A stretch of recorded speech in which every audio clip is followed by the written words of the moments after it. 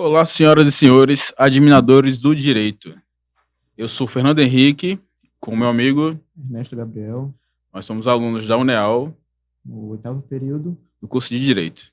É, por mais que eu não tenha essa interlocução de radialista que o Fernando tem, eu venho aqui para apresentar o projeto Habeas Papo, que nada mais é do que um projeto que a UNEAL trouxe para a gente expandir o conhecimento jurídico, não só local, mas Brasil afora, por meio da globalização, da internalização da internet, por meio de um podcast. É um projeto que visa uma conversa mais descontraída, né? A gente sempre vê o direito de uma forma muito formal, com palavras rebuscadas. Enfim, estamos hoje com a doutora Brígida Barbosa, defensora estadual do estado de Alagoas. E poderia falar um pouco mais sobre a senhora? Sim, primeiro eu quero agradecer o convite. É um prazer poder falar da nossa carreira, especialmente neste lugar, né, que eu ocupo. Costumo dizer que não sou defensora pública, mas estou defensora pública, né?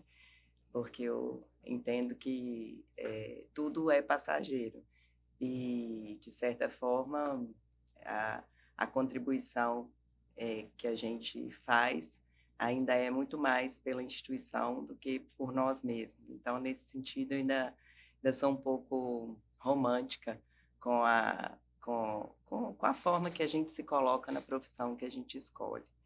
Então, eu costumo me definir como Brígida, filha do Joaquim e da Maria Elisa, porque, independente também de onde estamos, tudo começa em casa, né? O primeiro ciclo que a gente vivencia de amor, de condução e o que faz com que a gente tenha uma boa postura interna, né? Essa postura da gente conseguir ir para a vida e realizar os nossos sonhos.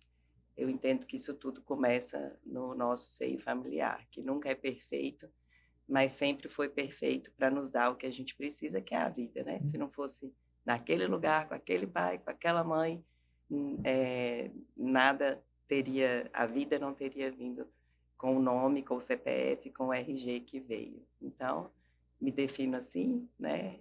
Mãe de 3 filhas, estou defensora pública e atuo hoje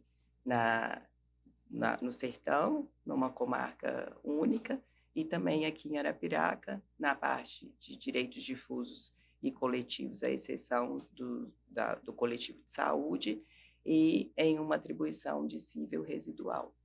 É isso. E diga-se de passagem, faz muito bem o trabalho. É muito Obrigada. bom saber, principalmente vindo da senhora, uma pessoa que trabalha com direito, como o Fernando disse, que é uma linguagem muito formal, uma pessoa que fala como a gente, uma pessoa que tem tato. E eu vejo muito isso na senhora. É uma admiração muito grande que eu tenho para a senhora. Sim, eu tive um momento que até quis fazer um mestrado e eu queria fazer o mestrado em linguagem, queria fazer na Faculdade de Letras, na UFMG na época, porque eu vejo que eu acho que a nossa profissão é formal e eu acho que a gente deve levar a sério o comprometimento tanto técnico quanto postural, né, nas audiências, no atendimento, em tudo que seja.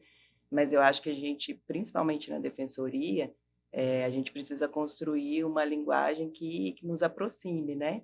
E quando a gente, eu não sei se algum de vocês já experimentou uma situação de ser parte. Você pode ser parte num processo com qualquer qualificação que seja. Você pode ser, inclusive, um defensor público, um juiz, sendo parte, que não é um ambiente agradável, porque sempre tem duas vontades ali, no mínimo, colidindo. Então, essa formalidade que já é inerente à nossa profissão, eu entendo que ela incapacita as partes, muitas vezes, de terem paz com a decisão judicial ou de se reconciliarem por causa da postura que a gente aplica no nosso trabalho, né? Então, eu acho que a linguagem é uma das maneiras que a gente consegue ter a aproximação ou ter a rejeição das pessoas, né? Então, também como eu sou mineira, e o mineiro, assim, é mais jeca, é mais roceiro, eu fui criada também num lugar assim, né, muito próximo à terra. Meus avós até hoje moram em fazenda, então cresci com né, em bailes, nos trabalhadores da fazenda, trocando marmita de funcionário pela marmita da minha avó dentro de casa. Então, desde cedo, a gente, né, na minha família, a gente tem uma história assim, de estar com as pessoas, independente de classe social ou do que seja, de olhar para as pessoas. E, por conta disso, eu me encontro muito na defensoria, porque é o lugar, acho que, onde a gente tem as pessoas com mais vulnerabilidade ainda informacional, técnica, e, às vezes, com mais dificuldade de entender a linguagem, né? Então, até o meu perfil mesmo físico, né? Assim, no sentido de que, por exemplo, eu tenho tatuagem e tudo, que geralmente não são características das pessoas que atuam no direito, mas eu acho que nada disso não existe um estereótipo assim fixo para como a gente deve se apresentar. Eu acho que essa apresentação ela ainda vem da alma, né? E talvez por isso a linguagem às vezes ela se comunique mais facilmente ou mais dificilmente, né? Falando em linguagem, a senhora falou que é de Minas, né? Sim. Mas dá para perceber, há um sotaquezinho aqui, que é aquele sotaque maravilhoso mineiro, né? Sim. Você poderia falar um pouco sobre sua formação no direito? Se deu em Minas mesmo? Sim. Na minha casa, o estudo sempre foi muito importante na família do meu pai. Meu pai tem 10 irmãos, meu avô não tinha estudo nenhum, mas ele permitiu, mesmo depois de morto, ele deixou a minha avó com condição de estudar ainda 3 ou 4 filhos na época que ainda precisavam estudar. Então, no lado da família do meu pai, o estudo sempre foi muito importante. Assim, eu falo que é muito fácil se sentir burro lá na família do meu pai, porque são pessoas assim que tiravam primeiro lugar de UNB com 16 anos, primeiro lugar geral. Meus tios fizeram Colune, que é uma escola dificílima que tem lá em Minas de ensino fundamental. Então, existia uma cobrança e a família do meu pai foi morar em Brasília, na época da criação de Brasília.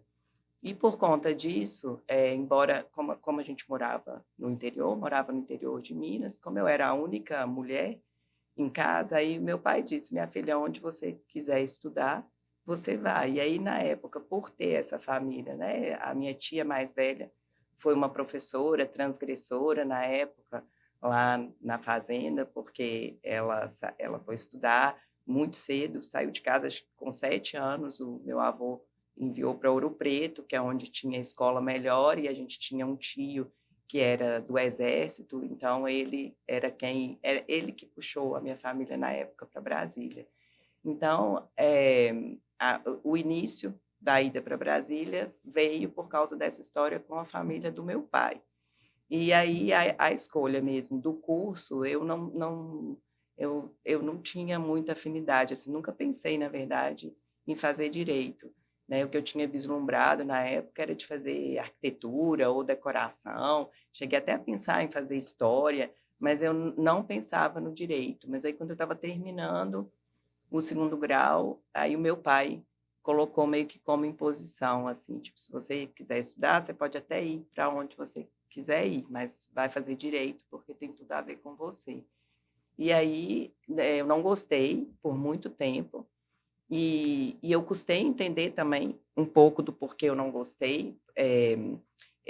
A minha forma de aprender não é tradicional, assim, eu nunca fiz avaliação neuropsicológica, mas quando eu fui fazer avaliação neuropsicológica em uma das minhas filhas, eu entendi que eu não sou, certamente eu não sou típica. Então, eu me sentia, tanto na escola quanto no início, na faculdade, muito diferente, porque o meu raciocínio não costumava não costumava ver o mundo da mesma forma que as pessoas processavam. Né? Eu sempre fui mais objetiva, gostava de falar mais dos fatos, tinha dificuldade com inferência, com julgamentos muito subjetivos.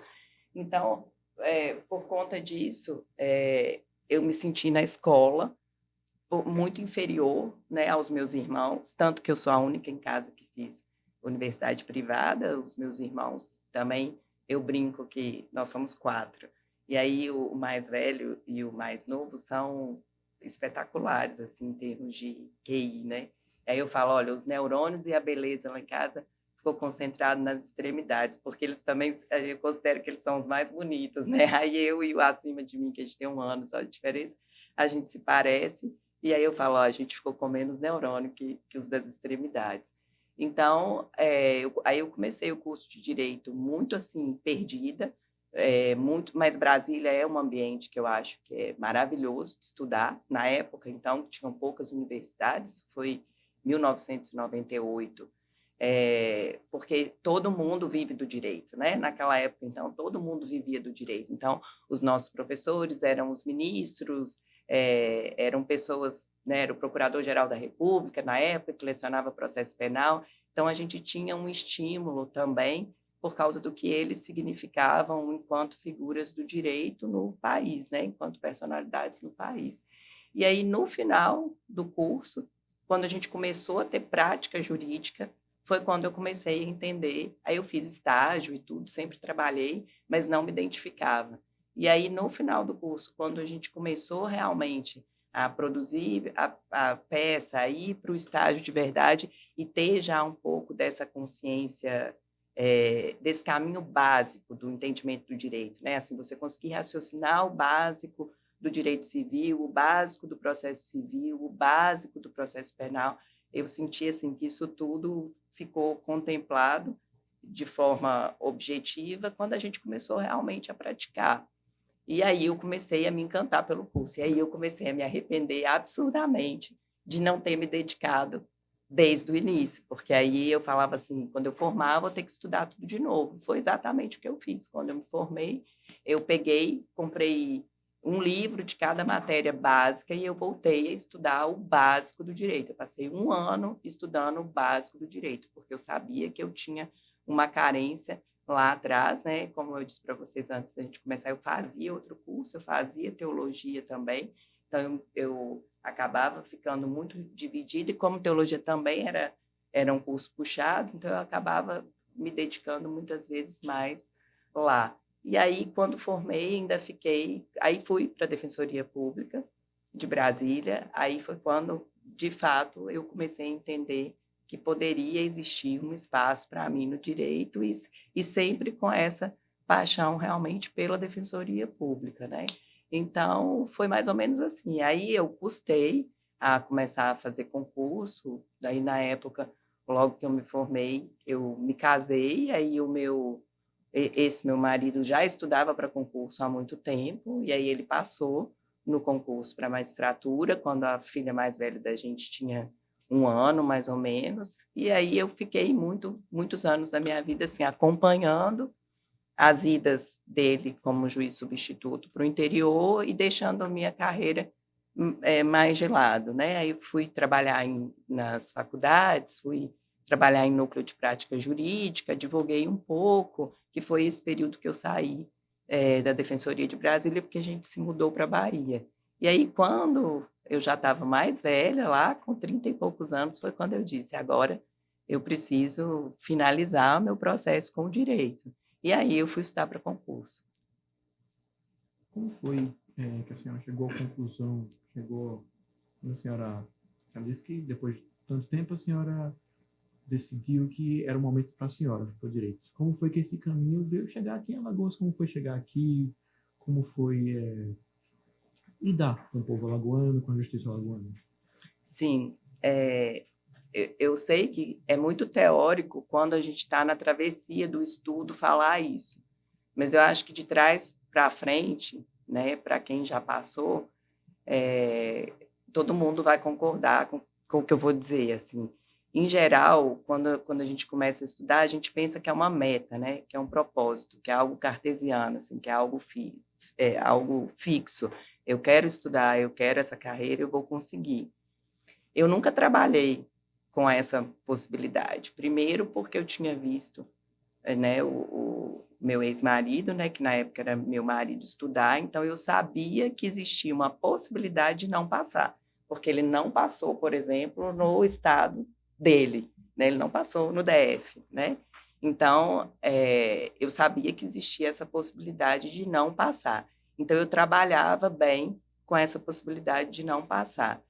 E eu entendia que a meta ou o propósito, se eu condicionasse a minha postura para uma postura boa e eu seguisse né, o plano de estudo adequado, que algum caminho ia me encontrar.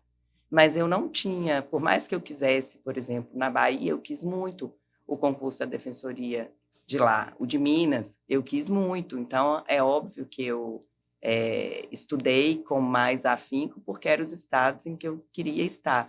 Mas bem no fundo, eu tinha uma questão de entender e de sentir, né, que é uma coisa que eu não tenho como provar cientificamente, mas fenomenologicamente, empiricamente, foi o que aconteceu comigo.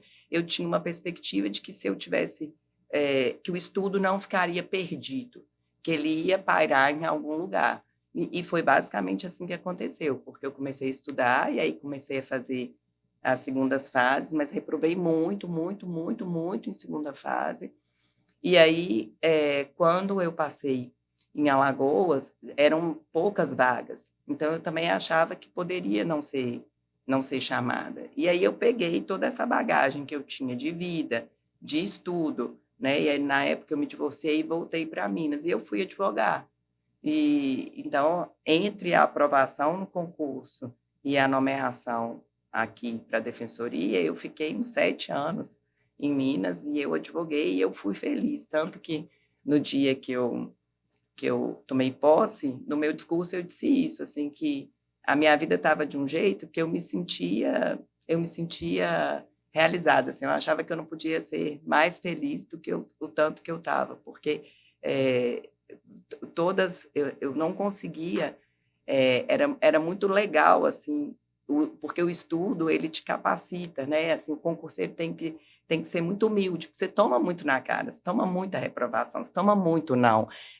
As coisas saem do controle de formas inimagináveis, por motivos inimagináveis, as coisas acontecem durante as provas, e todos os anos que eu estudei, eu adoeci, eu tive 3 cânceres no período que eu estudei, então eu também tive que fazer tratamento nesses períodos de concurso público.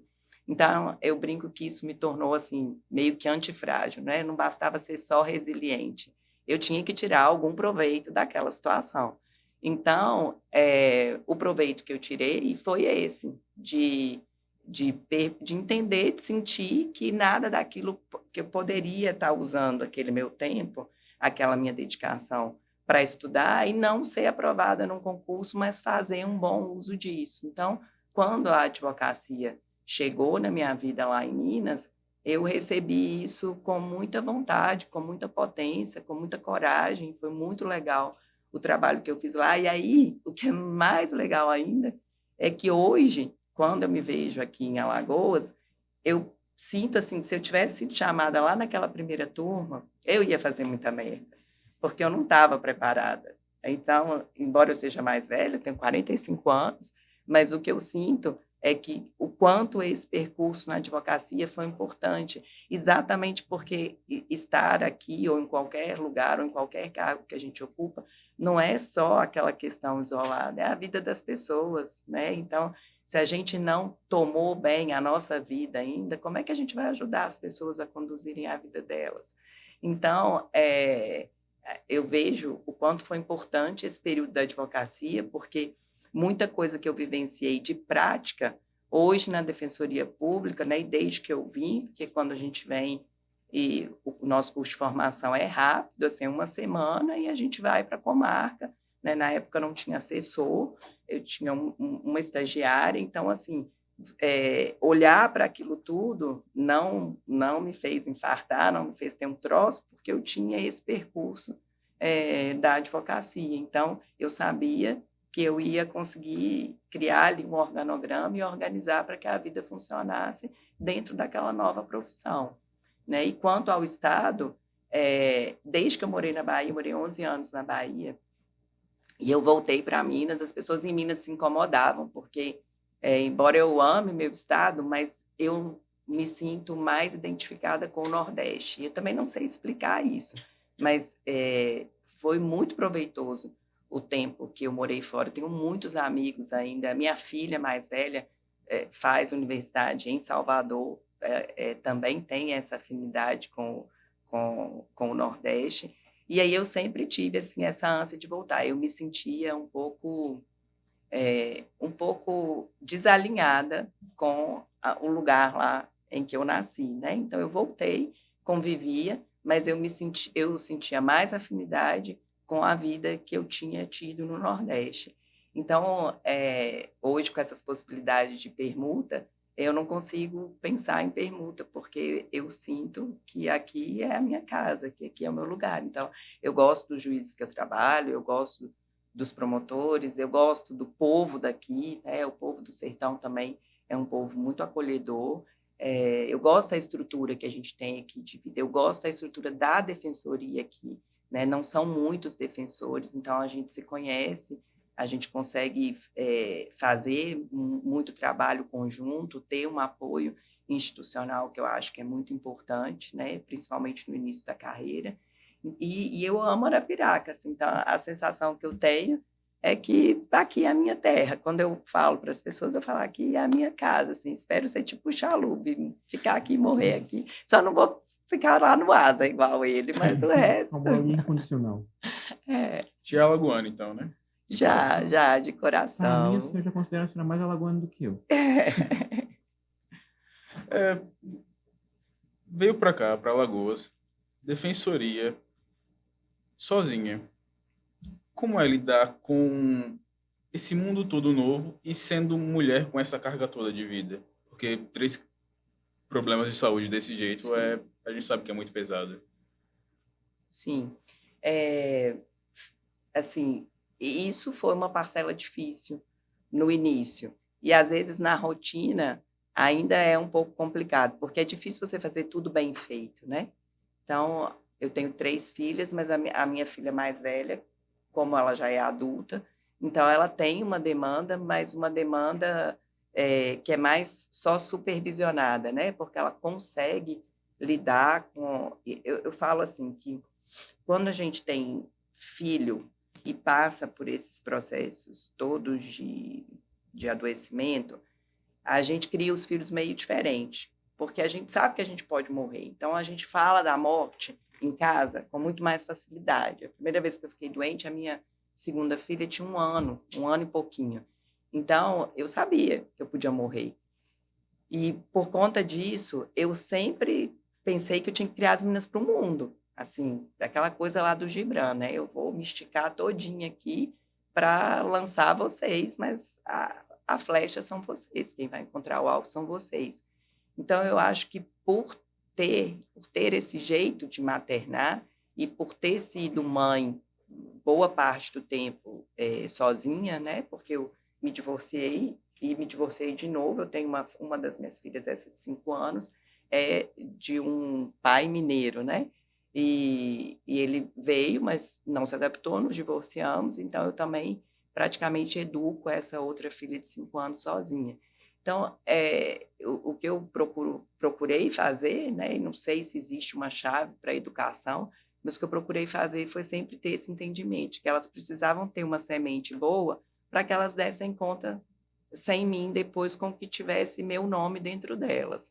Então, isso me ajuda a ser uma mãe que fique menos neurótica com as coisas, mas que confie nas habilidades dos meus filhos dentro da capacidade que cada um tem, né, da idade e tudo mais. E eu procuro lidar com... Óbvio que o trabalho, principalmente a defensoria, ocupa uma parte imensa da vida da gente, porque não tem como não levar trabalho para casa, né? Mesmo que às vezes fisicamente não, mas mentalmente, porque a gente está sempre com algum projeto na cabeça, com alguma solução que a gente ainda não encontrou em algum processo e a gente precisa fazer algo diferente, ou com um júri que a gente precisa organizar e precisa estar ali estudando, às vezes dias, semanas, para poder fazer o melhor trabalho. Então, eu procurei sempre ter uma dinâmica de que elas vivessem no meio disso tudo e que elas entendessem que isso era importante, que isso me fazia feliz. Então, se elas conseguissem me deixar fazer isso, né? A minha pequenininha, quando eu chego em casa, ela pergunta, quantas audiências você fez hoje? Quantas pessoas você atendeu? Porque eu tentei explicar isso. Muitas vezes faço audiência em casa também, explico, eu vou ficar aqui no escritório, você pode ficar ali sentadinha, mas só ouvindo. Então, a gente procurei trazer essa realidade do direito, do que a gente faz, né? Contar, eu gosto muito de contar, às vezes, para elas sobre o nosso trabalho. A minha filha mais velha, toda vez que vem, vai me acompanhar para as audiências. Quando fica lá com o pai dela também, ela vai acompanhar o pai também nas audiências, embora ela faça terapia ocupacional, mas ela tem um interesse pela área, porque é um assunto muito comum entre nós, né? Então, o que eu procuro fazer é isso. E eu tenho uma filha que tem autismo, e então ela exige um pouco mais de atenção, de organização, de cuidado, mas o que eu procuro fazer é organizar isso e assim, não e entender que as coisas sempre vão dar certo. Eu sempre boto isso na minha cabeça, eu não fico sofrendo muito, pensando como é que vai ser na outra semana. Eu vou organizando as etapas, as audiências, de tudo que tem para cumprir na semana, com a rotina delas, e sempre fazendo com que elas façam, de alguma forma, parte disso, com que elas entendam que se eu saio, se eu trabalho, eu também volto melhor, e que, às vezes, a quantidade de tempo que eu fico com elas não é tão grande, mas tem uma qualidade. Assim, quando eu estou lá, eu procuro ficar lá e me dedicar a ouvir. Eu gosto muito desses percursos também que a gente faz com o filho, né? Às vezes está levando um filho para a escola e você acha que é uma besteira, mas é uma hora. Essa minha filha mesmo do meio, ela gosta de fazer a seleção das músicas e de contar sobre o que vai acontecer na escola naquele dia. E às vezes ela gosta de saber também o que eu vou fazer. Então, a gente usa esse intervalo também para poder se conectar, né? Para a gente falar um pouco da nossa relação, das coisas que estão nos incomodando. Então, o que eu percebo é isso, que é possível a gente conciliar, mas que a gente precisa ter uma confiança na vida muito grande, assim, porque né, não é só você ter dinheiro para pagar as pessoas para fazerem as coisas para você, é mais do que isso, né? Acho que é uma presença que não é só física e que está embutida nessa realização, né? Acho que os filhos, quando os pais estão realizados, uma parcela deles com certeza também está realizada. Então, e aí, quando eu falo da instituição, né? E quando eu falo de como eu gosto também daqui, né, de trabalhar em Arapiraca, é que nos atropelos, às vezes, de coisas domésticas, você precisa contar com os colegas, né? Então, tem sempre aqueles colegas que você sabe que teve um imprevisto. Pelo amor de Deus, faz essa custódia para mim, que eu estou com Jordana fazendo uma avaliação em Maceió, né? Então, a gente tenta fazer uma organização, e no caso daqui, que eu acho um privilégio esse formato que a gente tem de grupo, né? Eu brinco que os grupos não precisam ser unidos, mas eles precisam ser coesos, né? E dentro a gente tem que encontrar motivações para encontrar temas e questões afins. Então, nesse sentido, tem sempre alguém ali à disposição, da mesma forma que a gente apoia um outro colega, mas várias vezes eu preciso pedir a ajuda de algum colega por causa dessas emergências domésticas e por estar muito longe da minha família, né? E também não posso negar que eu tenho uma funcionária que mora comigo há quase 18 anos. Então, assim, ela vai comigo para todo lugar e eu brinco que ela é meu longa-manos, assim, ela é a extensão de mim, né? Ela às vezes até fala assim, a senhora podia bem assinar minha carteira, né? Porque é a senhora que manda em mim. Então, é isso. A senhora falou que trabalhou no júri, né? Sim. E trabalhou mais ou menos quanto tempo? 7 meses, exclusivamente na vara criminal, né? Que aí tinha a atribuição do júri. E lá em Pão de Açúcar, que é comarca única, que a gente também tem atribuição e faz o júri, né? Assim, é porque quando a gente assiste um filme, uma série, o júri é sempre o clímax. Sim. Como é na vida real? É como maravilhoso. Defensora? É uma das melhores partes, eu acho, de ser defensor. E é muito interessante, porque eu uso uma frase assim, que ela não é... Eu não quero excluir as outras carreiras, mas eu quero constatar algo que acontece na minha.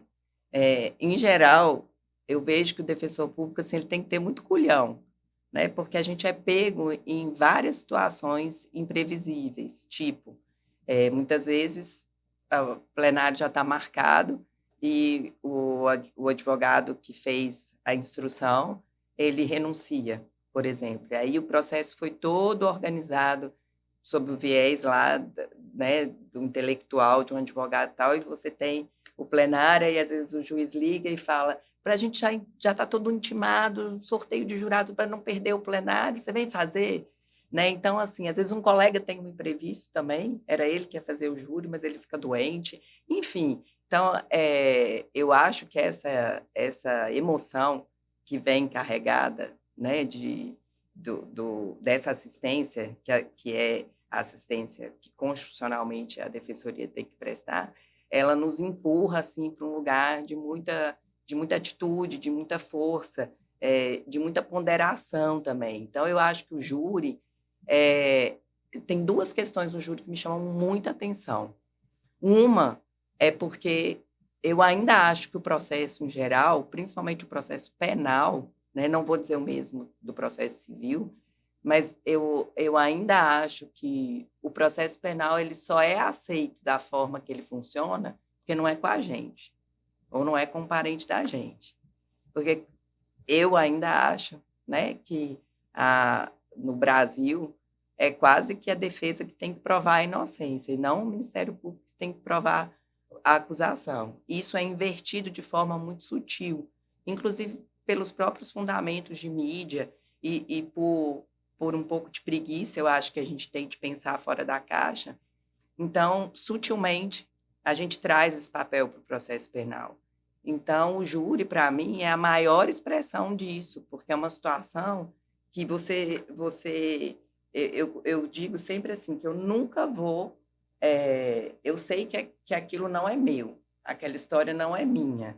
Né? Quem vive, eu tenho essa postura, em geral, em todos os processos que eu atuo, mas no júri de uma forma especial, porque é algo mais grave, vamos dizer assim, que tem na nossa sociedade, e são pessoas leigas que vão estar decidindo a vida de um acusado. Então, no júri eu tenho muito isso, assim, de ir desprovida de intenção. Eu tenho isso para mim, assim, eu acho que a gente chega depois do conflito. O conflito já existiu, foram as pessoas que criaram, foram as pessoas é que sabem como ele aconteceu. Então, eu acho que o conflito tem muitos desdobramentos que o processo não consegue atingir. E isso fica mais claro no processo penal, né? Por causa dessas questões que eu já pontuei hoje, como sendo algumas delas, e outras por algumas falhas que eu entendo que ainda existem no nosso próprio sistema, né? Da forma que funciona o inquérito policial e tudo mais. Então, eu tenho muitas críticas nesse sentido. Então, isso me faz com que eu tenha um lado muito objetivo em relação ao júri, que é esse lado, que é o lado que tem no processo. Né? O que está no processo é o que está no mundo para mim. Né? Eu falo que eu não me recordo de nunca ter ido despachar com o juiz para nada, porque a gente fala no processo, né? A gente trabalha dentro do processo. Então, eu não preciso estar indo para explicar se minha peça é bem feita, eu não preciso estar indo lá no ouvido do juiz explicar o que tem na minha peça. Então, eu penso, então, primeiro isso, como é que esse processo se deu? E aí não me interessa muito o que a pessoa de fato fez. Primeiro, né, muitas vezes a gente nem conhece o assistido ali que vai à júri, então primeiro eu olho a parte processual. E aí quando a gente tem algum convívio com o assistido, quando o assistido é desse que está presente na defensoria, ou que ele tem uma história que ele faz questão de sinalizar isso para a gente como defensor, ou ele tem uma narrativa a respeito do que aconteceu e ele nos permite ir além, né, do que o processo, aí sim, aí eu acho que o júri também é um lugar em que isso deve ser trabalhado. Porque se não fosse assim, seria o juiz mesmo técnico quem daria a sentença. Né? Então, ao se permitir que fossem os leigos que julgassem ali a população, que entende, né, para que diga se aquela pessoa merece mais uma chance, se ela merece um perdão, se ela merece uma clemência, se ela tem que ser presa, para que o sistema, se o sistema funciona dessa forma, eu também tento valorizar isso no sentido de que é o processo ali, mas não é um processo que está sendo regulado e julgado por um juiz togado. Então, como levar isso para que as pessoas entendam? Como tentar decotar, né? Eu falo que todos nós podemos matar. Então, ou tentar matar alguém, né? Infelizmente, porque isso não é, isso é biológico, né? Existem questões que acontecem no nosso cérebro e a forma que a gente reage a determinados comportamentos que podem nos levar a fazer uma besteira. Então, eu acho que no júri existe um espaço para isso, porque é como se fosse uma espécie de justiça restaurativa, né? A gente não usa muito isso no Brasil, porque o direito penal ele não é nada restaurativo, ele tira das pessoas completamente a vontade de escolha de como é que ele vai funcionar, né? Porque é o promotor, o juiz, basicamente, o defensor, as testemunhas, a vítima, é o que menos interessa, geralmente, o que a vítima quer, o que a vítima pensa, o que realmente aconteceu para que as coisas chegassem naquela situação. Então, por pensar assim também, muitas vezes eu escuto, se fosse uma filha sua, se fosse com um parente seu, mas eu procuro trabalhar com essa realidade de saber que nós todos somos vulneráveis, né, e que eu não sou melhor porque eu nunca cometi um crime desses, aquela pessoa que está ali na minha frente, ela não é pior do que eu, ela precisa de mim naquele momento para poder fazer a defesa. Então, eu acho que não posso te dizer que tenha um planejamento único de júri, por causa desse contexto. O planejamento processual é o mesmo, porque a gente vai sempre olhar primeiro sobre o viés do processo, né? Está tudo adequado?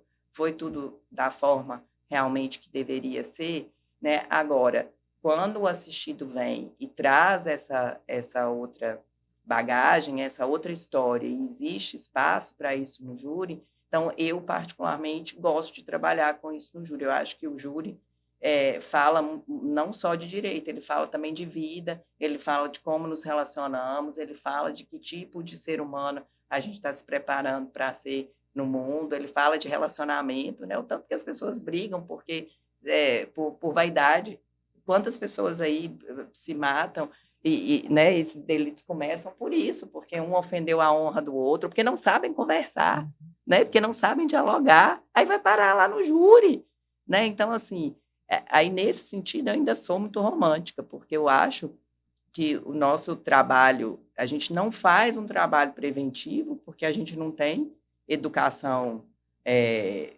a gente não tem educação nem em casa para falar de certas coisas, né? A gente não tem, eu acho que a gente, cada dia mais, os conceitos vão ficando tão líquidos de tudo, os relacionamentos vão ficando tão líquidos que é como se existisse realmente uma separação entre o bem e o mal, né?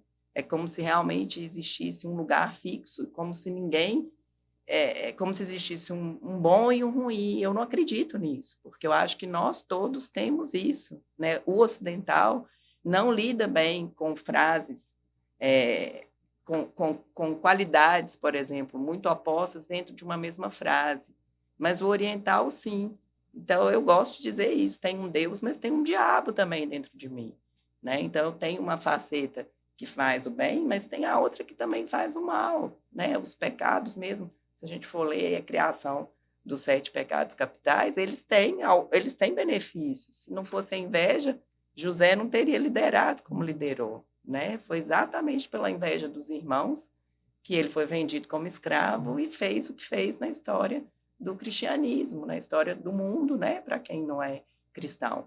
Então, eu vejo isso, assim, que o sentido dos relacionamentos e o sentido que a gente aplica na vida, isso deságua lá na justiça, isso deságua no processo penal também, isso deságua no júri também. Só que a diferença é que a gente se apropriou, né? No direito penal, a gente se apropriou da forma de resolução do conflito, porque vai ficar preso, vai ficar solto, ou isso, aquilo, você não tem espaço para outros papéis, como a gente tem, por exemplo, às vezes um espaço para mediar e conciliar no processo civil. E aí eu vejo que o júri é um lugar para isso. O júri é uma possibilidade que a gente tem de trabalhar esses conceitos que a gente trabalha de janela multiporta, de outras formas de solução de conflito. A gente tem espaço para abordar isso no júri, porque se são as pessoas, se elas não estão ligadas a um argumento jurídico para decidir,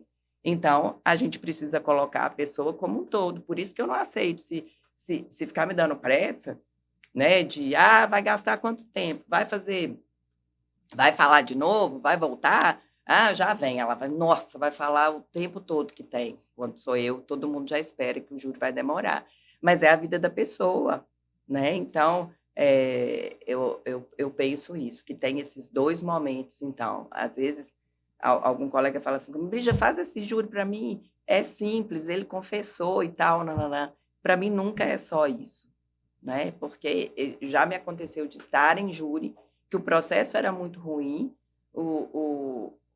Eu me lembro que um júri específico, assim, que eu nem fiz sozinha, mas eu tinha uma percepção de que a história do que confessava, que não era meu assistido, ela fazia mais sentido. Ela fazia mais sentido para mim, tanto processualmente, quanto pela versão dos três, quando a gente juntava ali o interrogatório dos três. Só que tinha muita falha no processo. Então, por conta disso, eu trabalhei muito em cima do processo e esse assistido ele foi absolvido. O que confessou acabou sendo condenado sozinho, o outro também, que também estava com a Defensoria Pública, foi absolvido. E eu me lembro que, no final, quando eles chegaram assim para falar com a gente, eu olhei para eles e eu disse assim, olha, quem sabe o que aconteceu na vida de vocês foram vocês. Quem sabe o que aconteceu nesse dia dessa briga foram vocês. Agora, o que eu quero dizer para vocês é o seguinte, ninguém escapa de quem a gente é. A gente não escapa de quem a gente é. Então, se o processo foi mal feito, se vocês mentiram, se vocês enganaram a gente ou o que seja, sobretudo, vocês enganaram a si mesmos. Então, assim, eu não acho, e eu não estou falando isso sobre um aspecto religioso, não, embora eu acredite também nessa justiça divina em algum momento. Mas eu falo isso sobre o aspecto humano mesmo, né?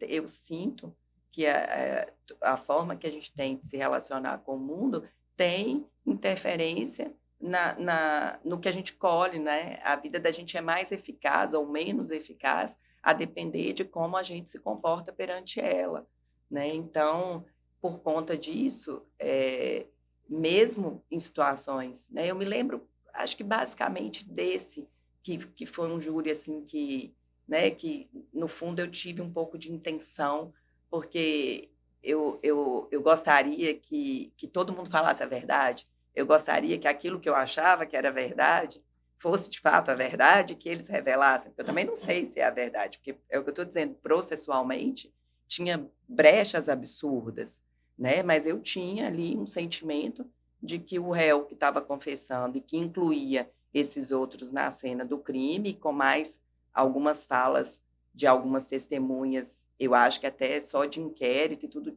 parecia que aquela história também fazia sentido, né?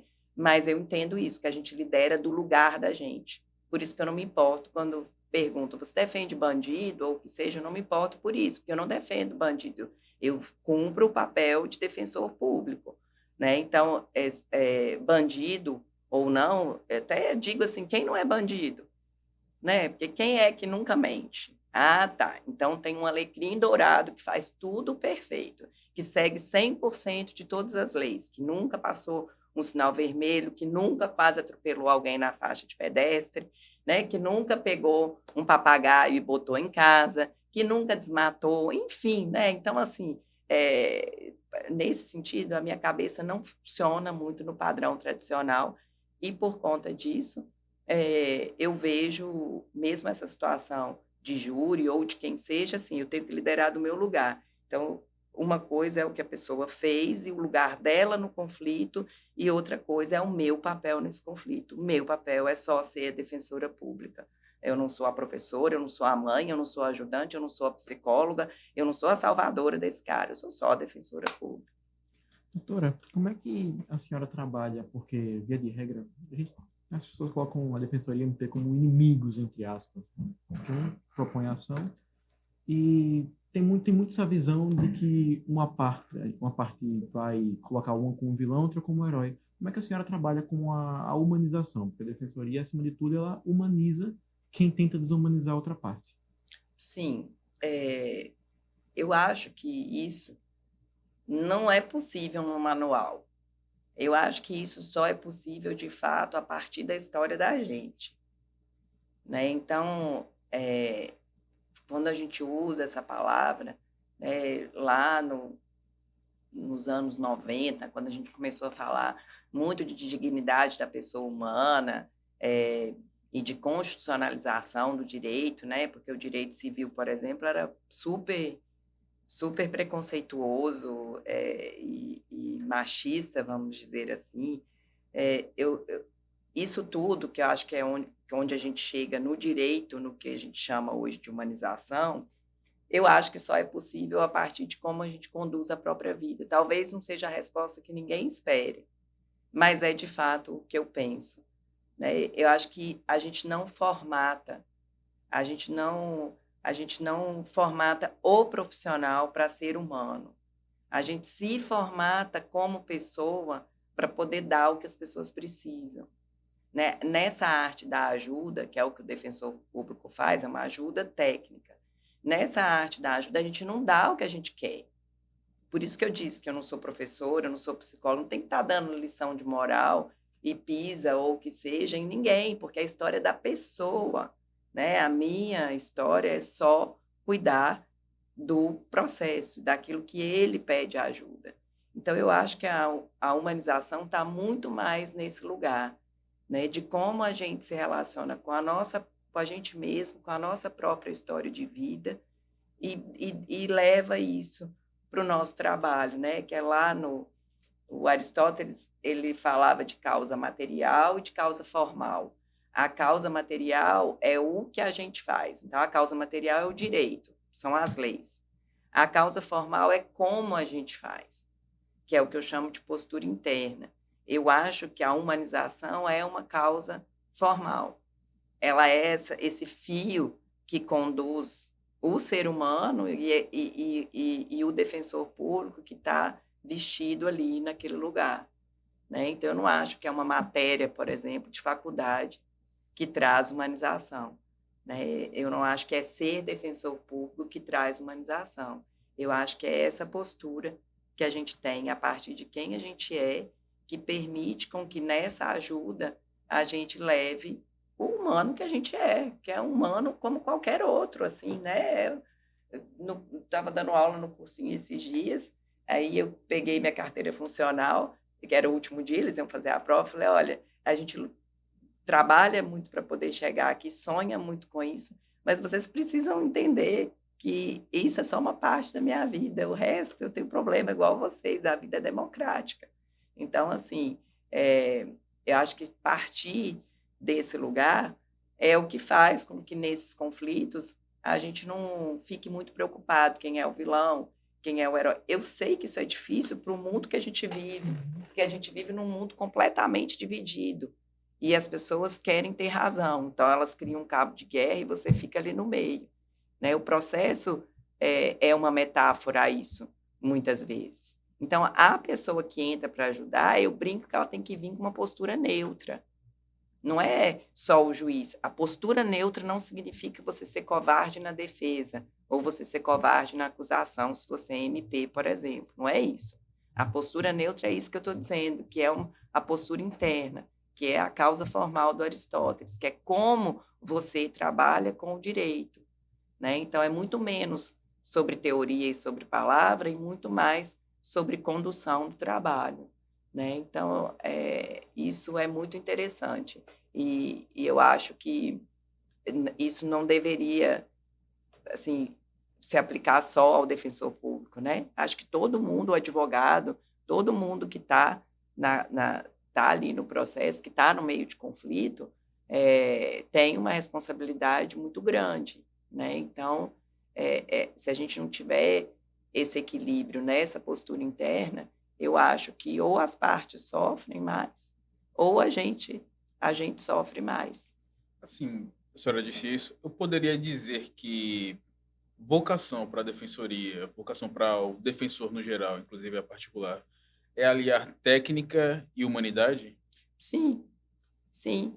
E, inclusive, nessas discussões, por exemplo, sobre teletrabalho e tal, eu tenho uma... Assim, eu acho que não dá para ser defensor quem não gosta de gente, né? Então, eu acho que a gente precisa se ver antes de escolher as carreiras. Eu sei que não é tão simples, né? Eu sei que, às vezes, a pessoa já passou, só passou naquilo e ela precisa daquele dinheiro para pagar as contas. Mas eu acho que tem uma responsabilidade muito grande quando a gente escolhe também o edital e paga a inscrição para o concurso que a gente vai, né? Porque como é que você vai ser defensor público e não gosta de estar no meio do povo, né? Como é que você vai falar em latim com a pessoa, né, que muitas vezes não consegue entender o que é ultimamente, né? O que é essencialmente, palavras que a gente usa no nosso dia a dia sem nenhum, né, sem rebuscar para nada. Muitas vezes o assistido pergunta para a gente, mas isso é o quê? Habitualmente já me aconteceu isso, né? Até apanhar, que eu perguntava apanhar. Depois, Diegão, que foi para a MP, Diegão que me ensinou, Bride, não é assim, você tem que falar, você tomou taca. Aí eu aprendi nas custódias a perguntar, você tomou taca? Porque eles não entendiam, às vezes, quando eu perguntava, você apanhou, a polícia agiu dentro da legalidade? Eu pergunto isso para o assistido, na custódia, a polícia agiu dentro da legalidade? Espera aí, minha senhora, o que é legalidade?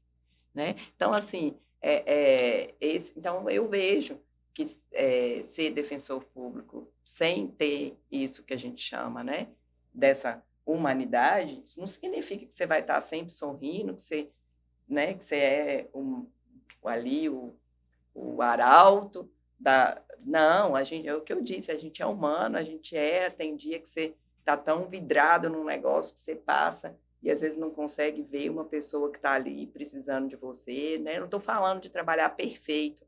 Eu acho que perfeito não existe para adulto, né? A palavra perfeito não existe no mundo dos adultos. Mas eu acho que, sim, se eu pudesse dar uma opinião assim do que eu vejo, eu acho que tem perfil, né? Então, eu sei, por exemplo, que eu seria uma péssima promotora de justiça. Então, nunca foi uma carreira que me encantou, né? Nunca quis a magistratura, a procuradoria, então, né? Não me vejo de forma alguma com essas matérias, fazendo essas defesas que se faz aí do Estado, ou o tratamento que se dá, a forma, né, da verba pública e tudo. Então, como é que eu ia fazer um concurso desses? Mas eu sei, né, que tem gente que tem que rever essa história de trás para frente, porque às vezes quando se dá conta disso, já passou, já está lá, mas eu nunca acho que é tarde demais. Eu acho que revisitar esse lugar é até a gente morrer, né? A gente vai morrer buscando se reencontrar dentro de alguns princípios ali que fazem com que a vida da gente e das pessoas que vivem ao nosso redor seja melhor.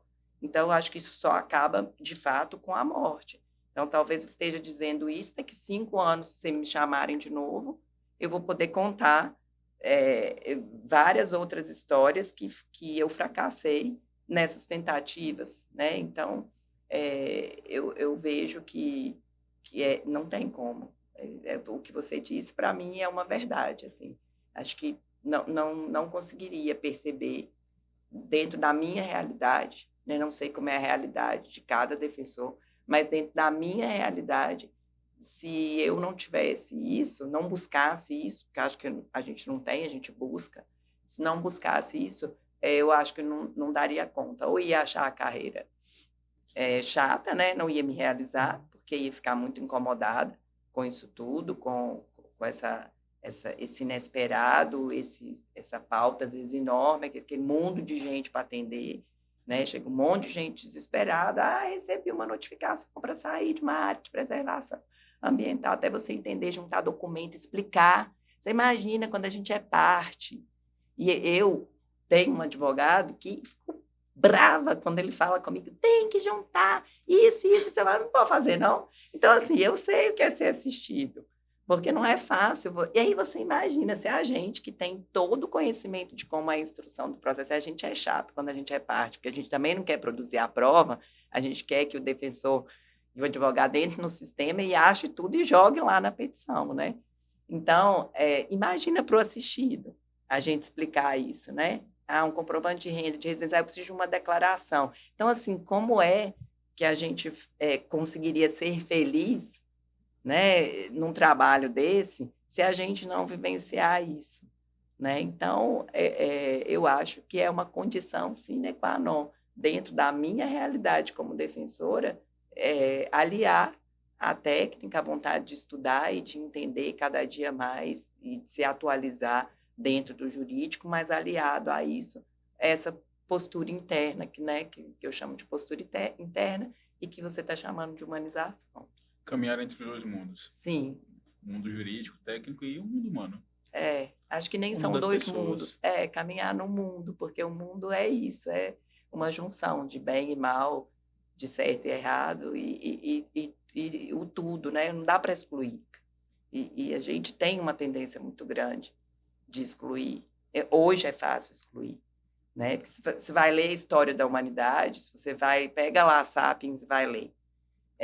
O pessoal que, né, no passado, se você tinha uma comunidade de 10 e um cometesse um crime, por exemplo, ou que seja, vocês quisessem excluir. Não vamos falar de crime, porque aí chama o pessoal para vir para esse lugar de pensar no bandido e aí pira a cabeça da pessoa. Mas a pessoa, você pensa em excluir lá um de 10, só que vocês são só 10 para poder dividir toda a força de vida, de trabalho, de decisão.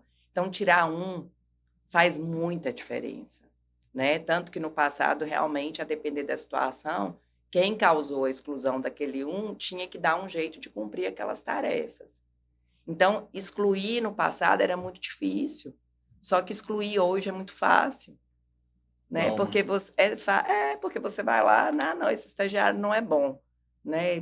Teve um erro de português aqui grosseiro, então vem, manda outro, né? Então, essa falta de comprometimento com o pertencimento, porque isso é pertencimento, né? Esses 10 pertencem, peraí, o que ele fez?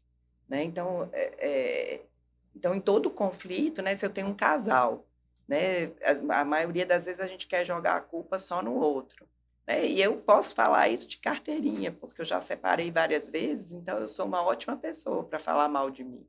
Porque o que tem em comum nos meus divórcios sou eu, não são eles, não, porque eles eram homens diferentes, o que tem em comum sou eu.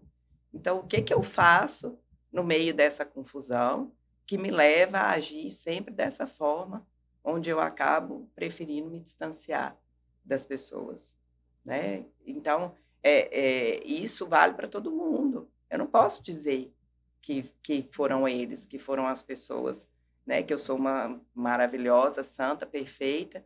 A mesma coisa serve para tudo no mundo, né? Então, não tem como excluir. Então, eu não tenho como excluir que no casamento são os dois. Eu ainda brinco que o casamento é como se formasse um terceiro ente, né?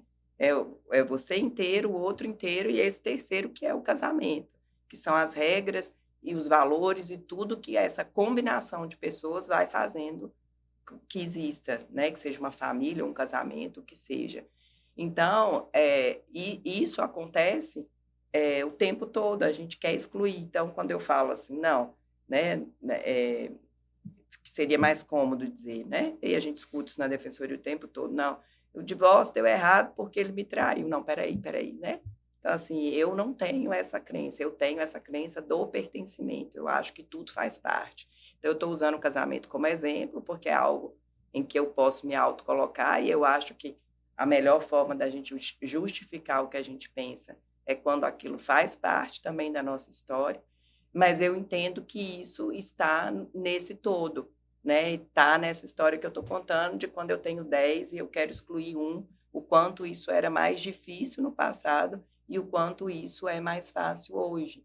Então, a mesma forma é quando eu quero pegar o que é bom e ficar só com o que é bom, né? Então, quem é de esquerda é só de esquerda, quem é de direita é só de direita.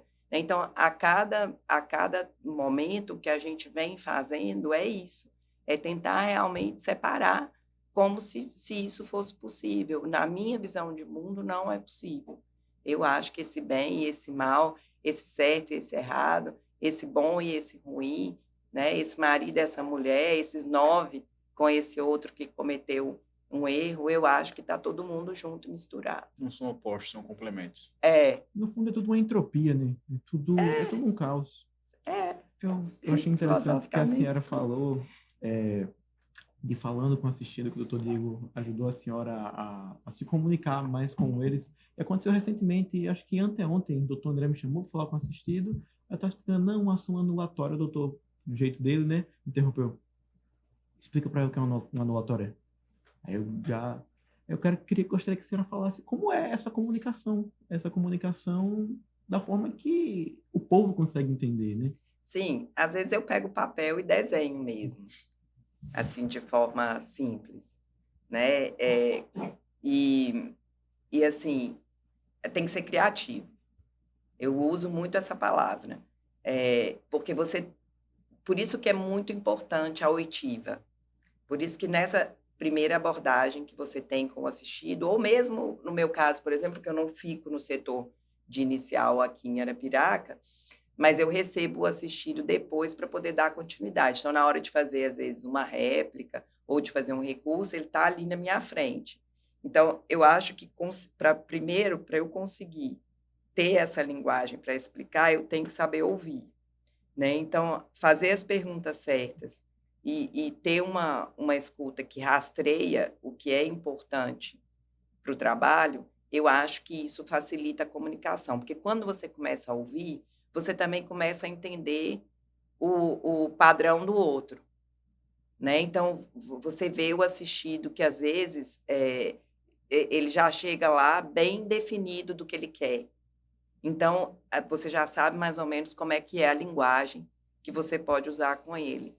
Né? Você tem aquele assistido que eu chamo de assistido qualificado, que é o que tem um primo que é advogado, um tio, né? Que vai com tudo anotado e que já te traz um tanto de coisa. Tem aquele também que é formado em direito, né? Que a gente sabe que tem, é mais comum do que o que pelo menos acontece muito comigo. É formado em direito, não tem OAB e é nosso assistido lá. Então, eu acho que é muito isso. Agora, não tem um caminho. Eu aprendo muito com o Chalub, por exemplo, ainda. Eu sei que esse é um caminho que eu estou sempre buscando, que é esse caminho de tentar fazer com que a pessoa entenda como é o processo de uma forma simples, tipo, explicar como é uma anulatória. Quando a gente faz prova oral, isso acontece. Eu lembro que na minha prova oral, acho que caiu a pergunta, o que é tentativa? Parece simples, seria um sonho de um aluno de direito, lá né, cair na prova, o que é tentativa. Mas imagine ali, você na frente de um monte de gente importante, estudando um monte de teoria maluca para a prova oral, de repente o cara senta na sua frente e te pergunta o que é tentativa.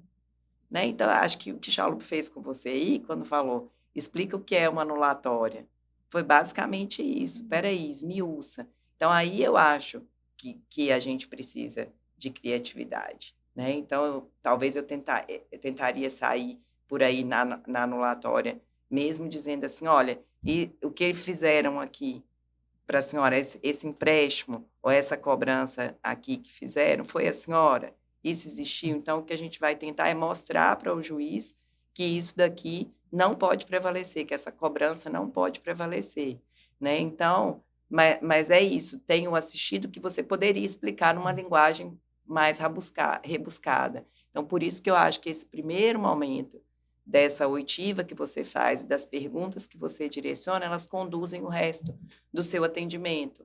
Né? E mesmo assim, várias vezes eu me culpo porque eu tenho a sensação ainda de que... Mas aí eu me culpo, mas depois eu entendo também que eu não tinha como fazer milagre, porque a gente não pode salvar as pessoas, às vezes, do próprio ser. Ela vive naquele mundo. Então, como é que você acha que você é responsável por fazê-la entender? Eu sou responsável até certo ponto, se eu tentei de todas as formas. Mas se é realmente uma pessoa que, na forma que ela tem de se autocolocar, ela não está aberta, não está disposta, ela quer uma solução. mas ela não quer fazer parte da solução. Então, se é um assistido que está ali na sua frente, às vezes você tem que aceitar que ele também não está entendendo o que você está explicando, né? Então, acho que com a experiência de vida, a gente vai aprendendo a diluir isso, né? Mas eu faço muito isso. Eu pego o papel, quando é para explicar, por exemplo, quando vai para o tribunal. Aí eu gosto de pegar os quadradinhos e de explicar, ó, aqui é o que a gente chama, né, de primeiro grau. Aqui, ó, aí eu ponho uma pessoa só, né, ponho lá a parte, o promotor, o juiz, o defensor. Aí eu desenho lá em cima e coloco várias pessoas. Por que que são pessoas mais velhas que estão lá em cima? Porque são pessoas que são experientes, são pessoas que já viram muito disso daqui, muitos casos parecidos. Então, elas sabem dizer assim, peraí, esse juiz aqui pisou na bola. Ele tinha que ter olhado isso daqui, ó. Ele esqueceu, mas ele é mais jovem, eu tenho mais tempo de carreira. Então assim, eu tento explicar né, de uma maneira que eu entenda que é proporcional ao tipo de pessoa que está ali na minha frente. Mas é o que eu estou te dizendo, o que eu estou dizendo para vocês. Isso é um caminho que eu acho que é sem fim, porque é difícil. É difícil igual cair numa prova oral e ser perguntado o que é tentativa, né? Então, mas eu procuro aceitar isso. Acho que ser uma pessoa... eu e meu irmão caçula, a gente tem muitas coisas parecidas. E os nossos irmãos mais velhos, às vezes, acham que a gente tipo... Como é que eu diria, assim? Que a gente foi tipo covarde. Só que eu e meu irmão mais novo, a gente às vezes olha para eles e fala assim, vocês passaram do limite, tipo, vocês estão sendo arrogantes. Em que sentido? Porque a gente é muito inseguro, mas a gente adora ser inseguro. Então, a gente não quer mudar. Meu irmão caçula é médico, mas ele fala que ele já pode ter feito aquele procedimento 1.800 vezes, porque ele é cirurgião. E ele fala assim, não estou nem aí, isso eu já fiz 1.800 vezes. Eu sempre estou repassando e eu sempre estou disponível ali, sabendo que algo pode dar errado. Eu adoro pensar nas questões também que eu posso precisar naquela cirurgia, né? Então, teve um dia desses aí mesmo, que ele convidou um colega para ir fazer uma cirurgia com ele de outra cidade, e no meio da cirurgia, com o cara aberto, um caso grave, os dois começaram a entender que tinha que ir por via diferente. Um queria ir por baixo e o outro queria... Ele, na hora, ele parou a cirurgia e ele chamou um terceiro mais experiente em 20 minutos. O cara estava lá, entendeu? Então, assim, eu sou assim, muito parecido com ele. Eu nunca vou para a audiência, para o processo, para o júri, para o atendimento, achando que eu tenho uma solução e que eu sou a melhor e que eu estou certa. Para mim, não é importante ter razão. Para mim, é importante ter reconciliação, ter um processo, ter, no fim de tudo, conseguir ajudar as partes, né? E ajudar não é a ajuda do jeito, é o que eu disse, não é do jeito que a gente quer dar, é do jeito que o assistido precisa. E nem sempre isso é tão simples, porque às vezes o assistido quer brigar mesmo, o conflito também une as pessoas.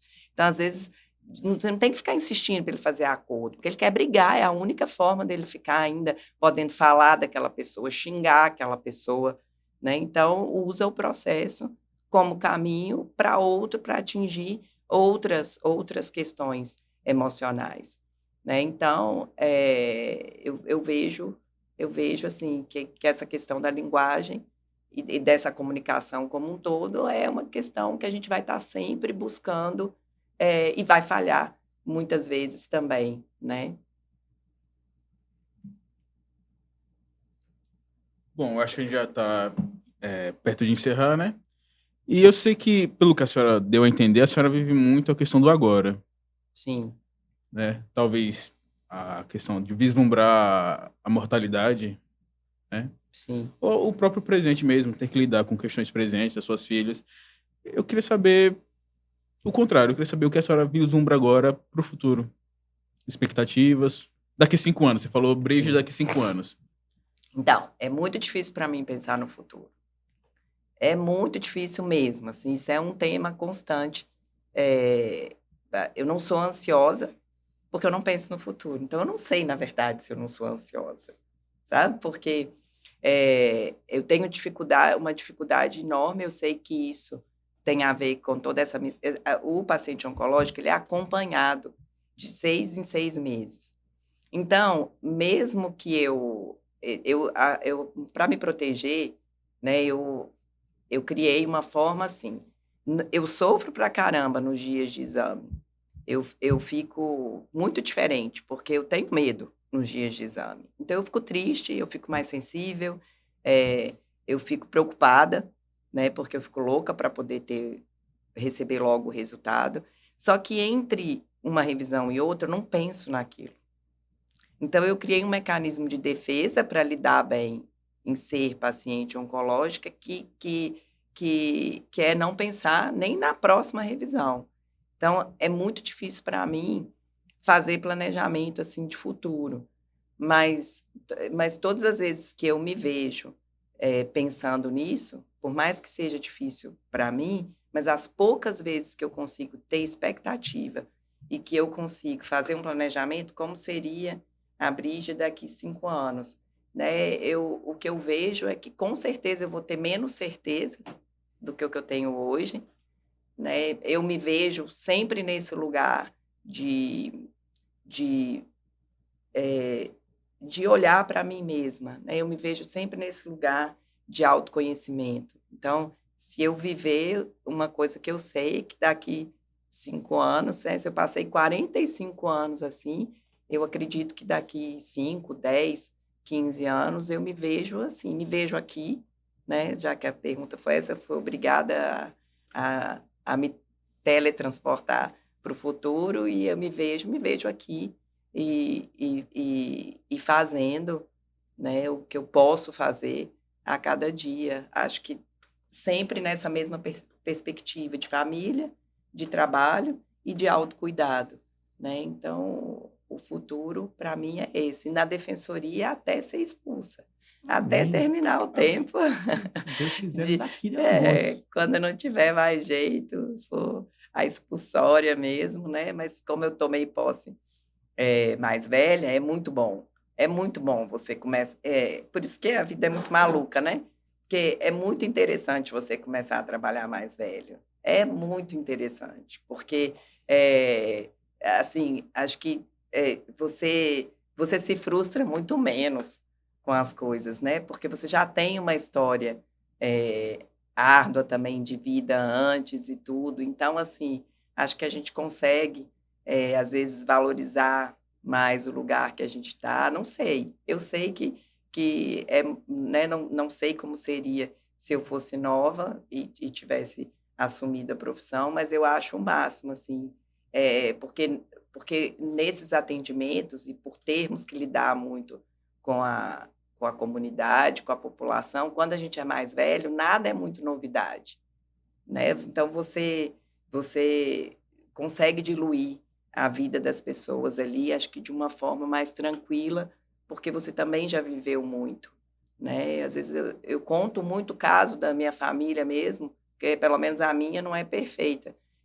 Às vezes para o assistido, para dizer assim, olha, lá em casa também acontece, é democrático, não fica tão arrasada achando que só vocês foram escolhidos, né, pelo universo aí para cair numa situação dessa, porque essa situação acontece, calma, vamos tentar pensar o que a gente pode fazer.